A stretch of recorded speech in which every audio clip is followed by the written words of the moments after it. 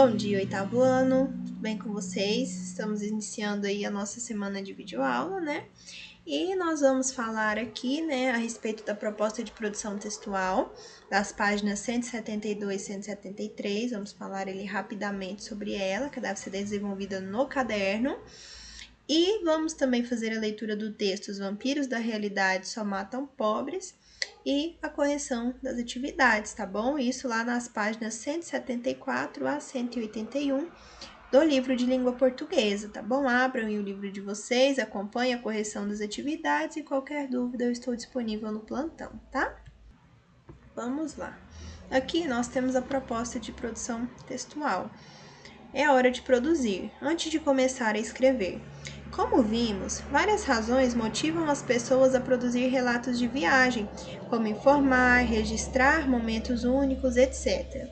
É por isso que, embora os relatos apresentem certas características estruturais estabelecidas, cada um possui uma linguagem diferente, utilizada para causar no leitor aquilo que se deseja: curiosidade, emoção, diversão, dentre outros. Proposta. Agora é a sua vez de produzir seu próprio relato de viagem. Nele, você contará alguma experiência longe de sua casa. Lembre-se de que as viagens se tornam especiais pelo que vivemos. Assim, você não precisa ter ido a outro país para ter vivido situações inesquecíveis. Seu relato pode ser de uma viagem para uma cidade vizinha, para a casa de um amigo não muito distante, etc. O importante é que você aborde os principais acontecimentos envolvidos na sua experiência e por que essa viagem merece destaque na sua vida. Aqui, mas professora, eu não sei por onde começar o texto, não sei.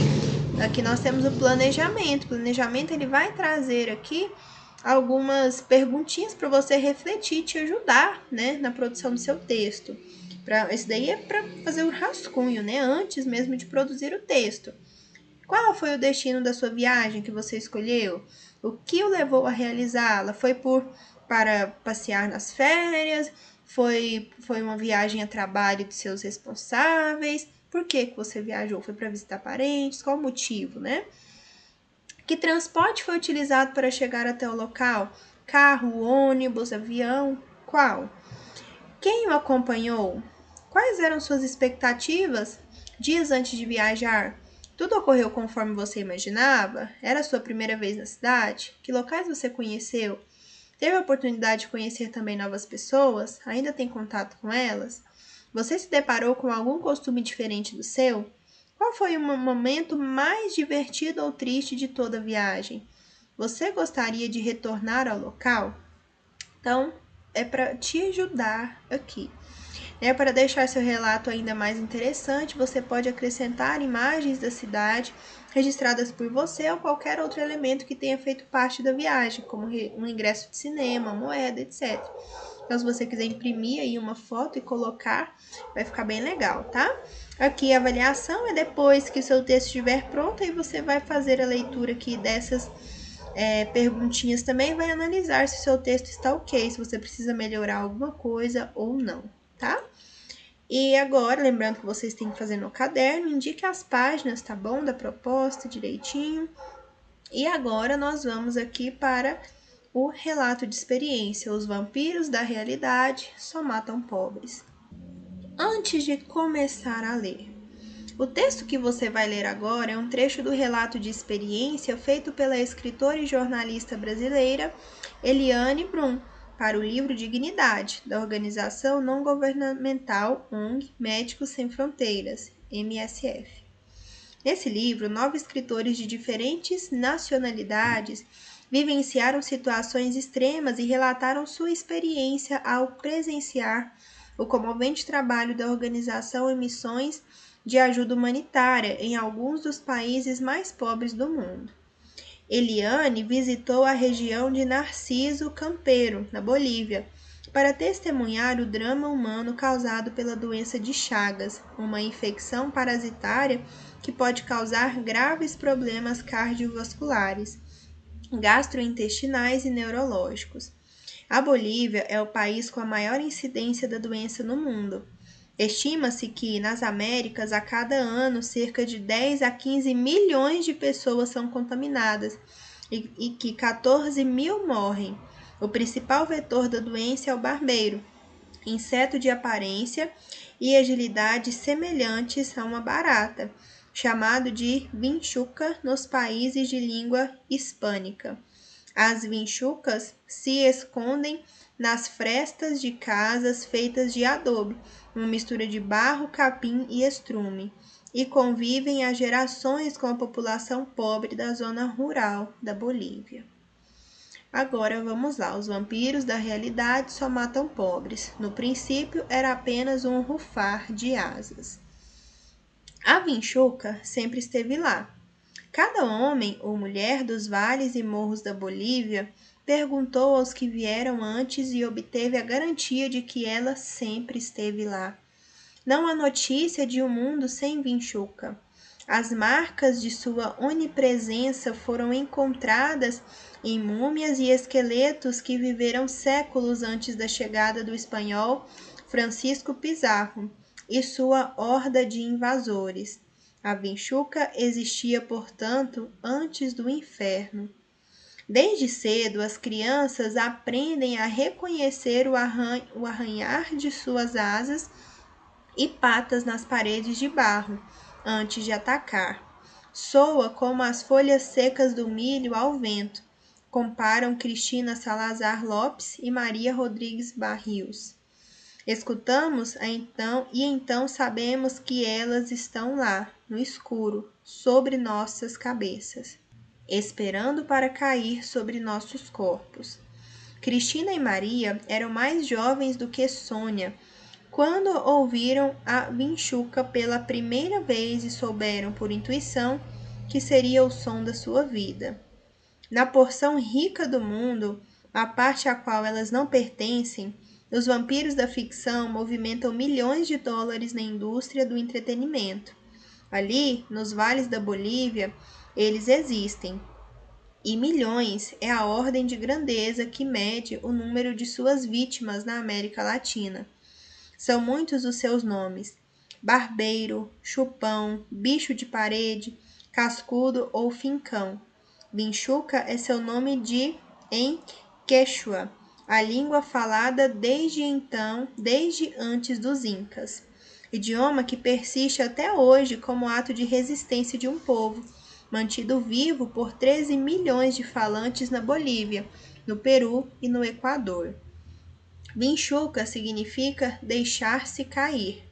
A cada noite, centenas desses insetos, de 6 patas e até 3 centímetros de comprimento, se alinham sobre o teto de palha e as paredes de barro das casas dos camponeses. Apenas espera a espreita e cada vez mais famintos. Quando homens, mulheres e crianças adormecem, despregam-se, aterrissam sobre eles, enfiam seu ferrão e sugam até seu corpo inchar, empanturrados de sangue, defecam. Quando suas vítimas se coçam, em um sono agitado pela dor das picadas, o parasita letal que habita suas fezes invade o corpo, ou as contamina pela boca e pelos olhos. É o Trypanosoma cruzi, identificado pelo sanitarista brasileiro Carlos Chagas na primeira década do século XX. De cada 100 infectados, 50 desenvolvem a doença. Nestes, lenta e silenciosamente, o protozoário vai levando seu hospedeiro ao fim, ao minar coração, esôfago, intestinos e sistema nervoso central. Mais de 10 milhões de pessoas estão infectadas no mundo, e a cada ano surgem 40 mil novos casos e cerca de 14 mil doentes morrem.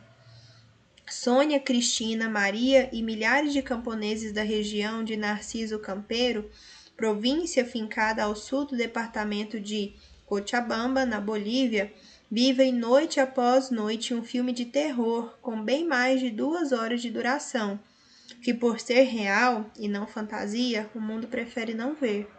O mal de Chagas é talvez a mais invisível entre as doenças negligenciadas no planeta. e a Bolívia é um dos lugares mais atingidos. Mulheres das regiões campesianas dão à luz gritando não por causa das dores do parto, mas por pavor de que seu bebê seja soro positivo. Em alguns povoados rurais, 70% da população tem chagas, e de chagas vão morrer se não tiverem ajuda. As corporações farmacêuticas não têm interesse em investir na pesquisa de vacina e tratamento para uma patologia que mata somente os mais pobres, aqueles despossuídos de recursos até mesmo para construir uma casa sem buracos. E no caso da Bolívia, os camponeses de origem indígena, discriminados pela elite de seu próprio país. Apenas as equipes da Médicos Sem Fronteiras os alcançam com assistência.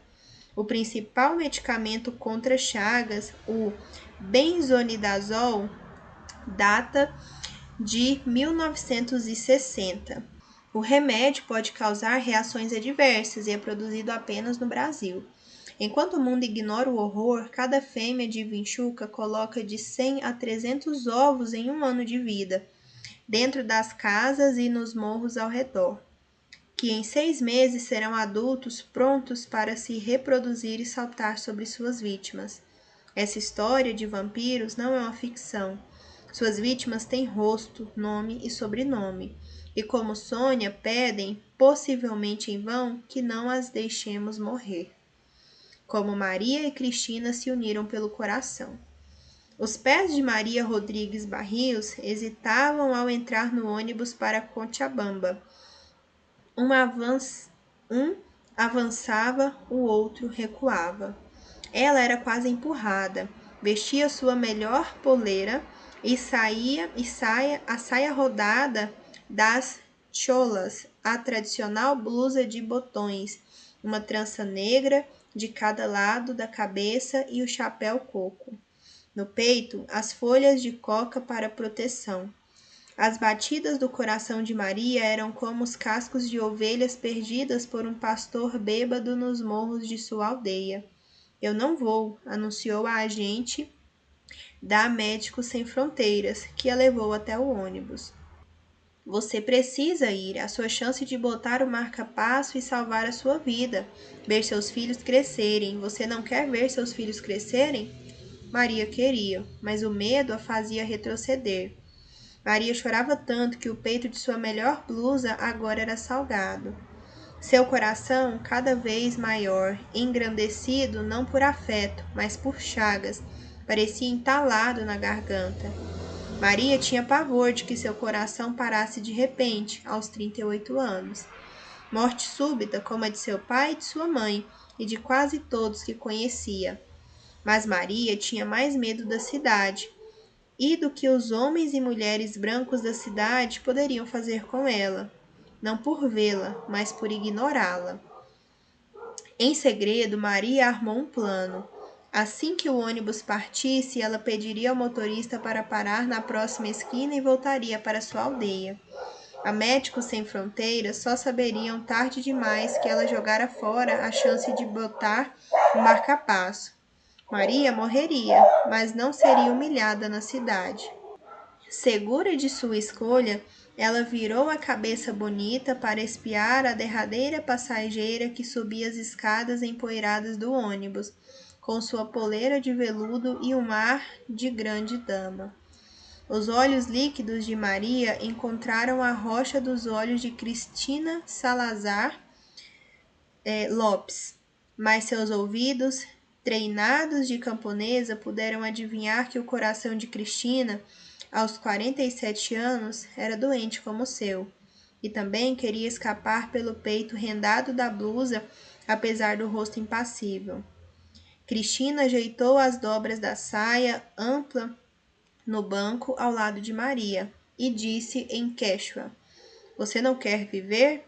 Estaremos juntas e cuidaremos uma da outra. Aí aqui nós vamos agora para as atividades. vocabulário desconhecido. Onipresença, que está presente em todos os lugares, né? Nós temos o onipresente, né? O onisciente. O onipresente é aquele que está presente em todos os lugares, né? Vocês já ouviram a expressão? Deus é onipresente, onisciente, enfim. Onipresença é estar presente em todos os lugares. Horda é bando. Espreita, ato de observar, vigiar. Empanturrados, saciados, fartos. Letal, que acarreta a morte. Minar, abalar a firmeza. Fincada, enraizada. Negligenciadas, descuidadas, sem atenção devida. Patologia, desvio anatômico e ou fisiológico que constitui ou caracteriza uma doença. Hesitavam, titubeavam, vacilavam, duvidavam. Retroceder, andar para trás, recuar. Impassível, imperturbável, calmo, sereno. Agora, desvendando os segredos do texto. 1. Como você pôde observar, o texto de Eliane Brum se originou a partir de uma viagem feita por ela à Bolívia. No entanto, essa viagem não teve como objetivo o entretenimento. Nós vimos ali, né, que a questão do Médicos Sem Fronteiras, né, esse programa aí, não sei se vocês já ouviram, né, alguma vez nos jornais e tal. Este programa aí não governamental, essa ONG, né, Médicos Sem Fronteiras. Com que finalidade ela viajou?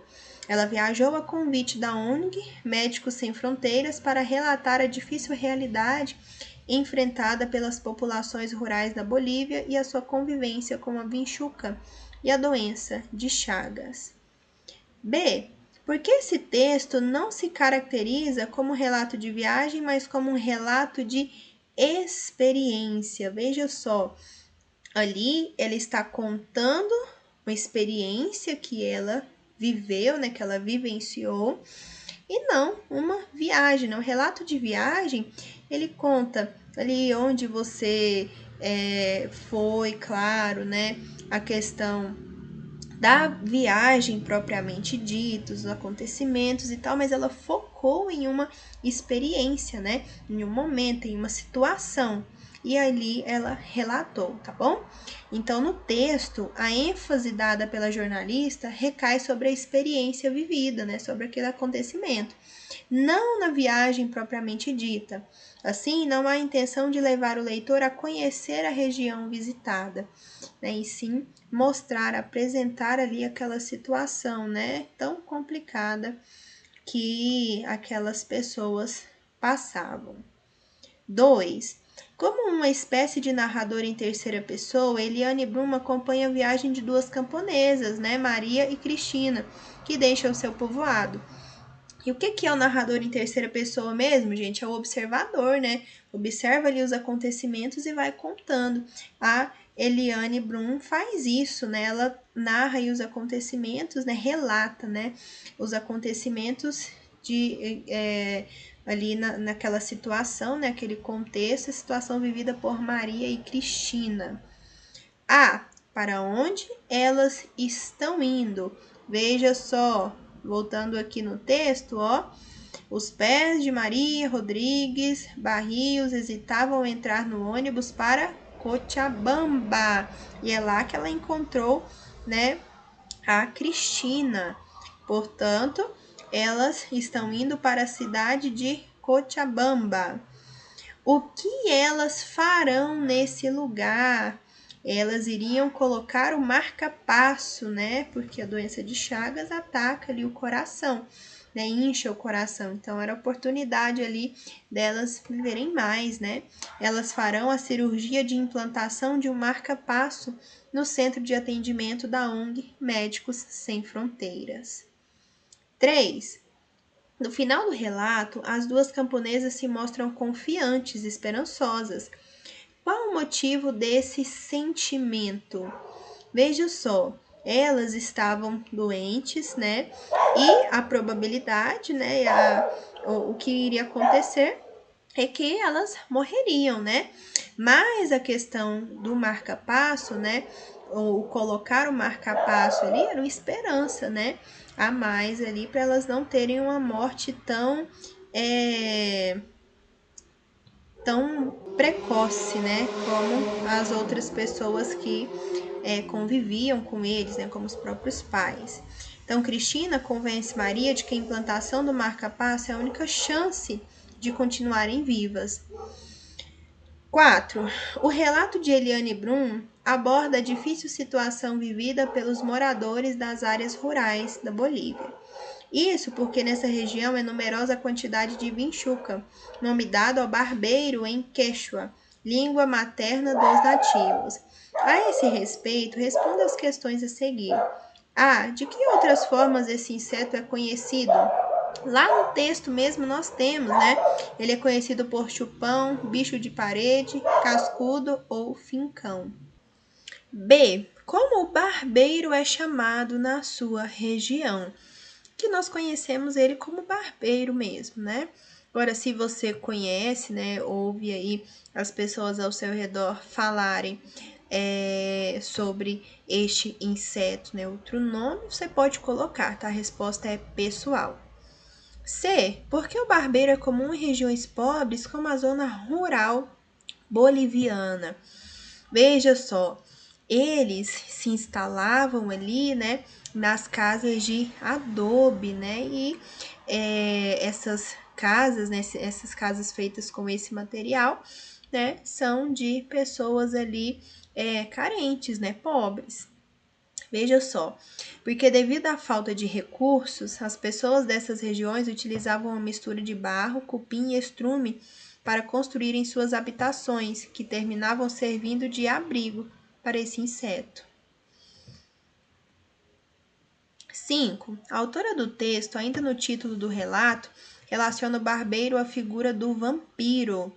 Que hábitos esses dois seres têm em comum que acarretou a comparação feita pela autora? Pessoal, o que o vampiro faz, né? Nós sabemos aí, né? Essas lendas, a partir da criatividade do povo, né? O que o vampiro faz?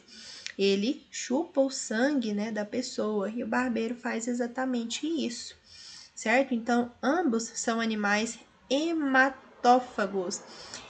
Isto é, o hema tem a ver com o sangue, né? Hemocentro. Vocês já ouviram aí? Já pensaram?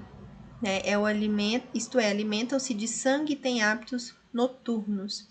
Então, por isso que o barbeiro é comparado aí aos vampiros.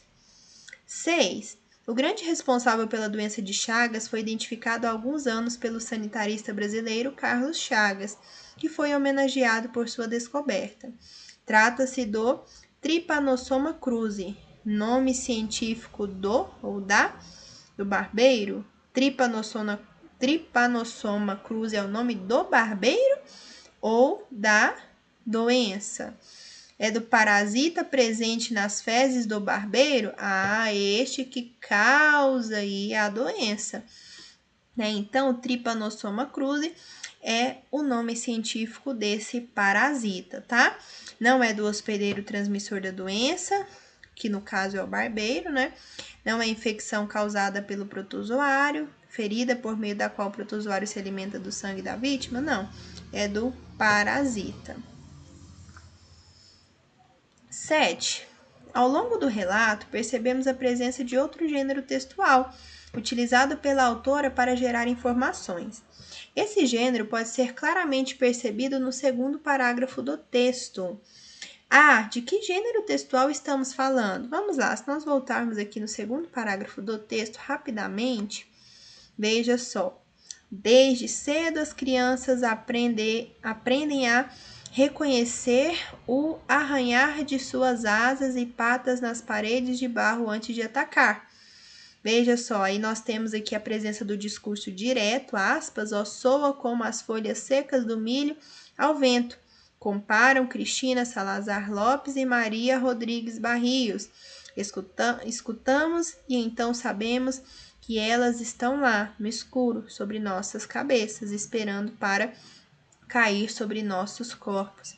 Então, veja só, aqui nós temos a fala direta delas, né, a respeito daquele assunto, né? Quer dizer que elas foram questionadas, estavam ali respondendo como uma entrevista, né? Então, elas foram entrevistadas e nós temos ali a presença da entrevista, né?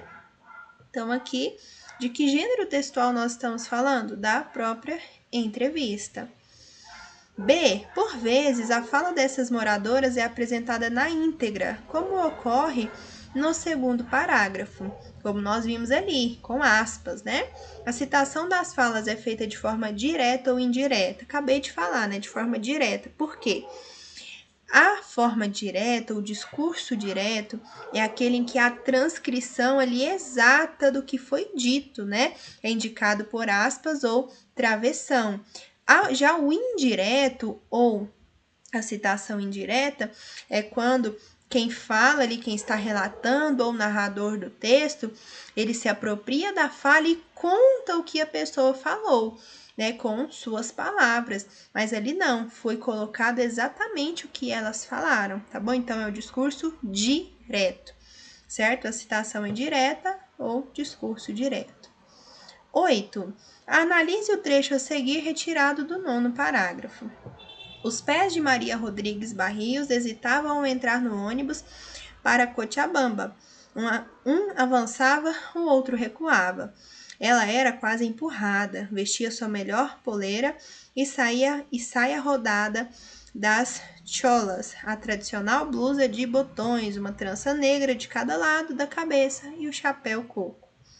A linguagem e o estilo da escrita utilizada pela autora durante todo o texto é muito interessante e, por vezes, requer uma maior capacidade de interpretação.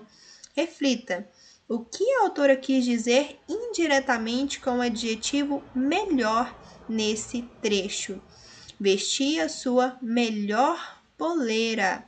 Veja só, a intenção da autora foi dizer que Maria estava vestida para uma ocasião especial. Por isso, estava utilizando sua melhor poleira, né? Poleira é uma saia, né? Como aqui mesmo diz, uma saia rodada das cholas. Depois você pode pesquisar aí no Google que você vai ter as imagens, certo? Então, né? Nós utilizamos essa expressão algumas vezes, né? Quando você vai a algum evento importante, né? Você diz, nossa, vou colocar minha melhor roupa, né? Por quê? Um evento importante. E foi nesse sentido que a autora do relato utilizou o adjetivo melhor. 9. Ainda sobre a linguagem utilizada no texto, analise os dois períodos que seguem, retirados dos dois últimos parágrafos do texto. 1. Segura de sua escolha, ela virou a cabeça bonita para espiar a derradeira passageira que subia as escadas empoeiradas do ônibus, com sua poleira de veludo e um ar de grande dama. 2. E também queria escapar pelo peito rendado à blusa, apesar do rosto impassível. A. Como Cristina é descrita no período 1. Veja só. Ela, derradeira passageira, a subir, né, as escadas empoeiradas do ônibus com sua poleira de veludo e um ar de grande dama. Ela é descrita aqui como uma grande dama, né? Então, Cristina é descrita como uma grande dama. B. No período 2, que termo é utilizado para retomar a descrição feita no período 1? Veja só, nós temos aqui o termo impassível, né, que retoma o termo um ar de grande dama. Impassível, ou seja, sem demonstrar ali sofrimento, sem demonstrar ali alguma forte emoção, ao contrário da Maria, né?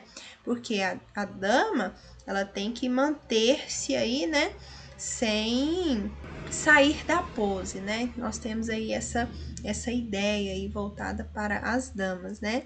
Então, impassível, retoma aí o termo um ar de grande dama.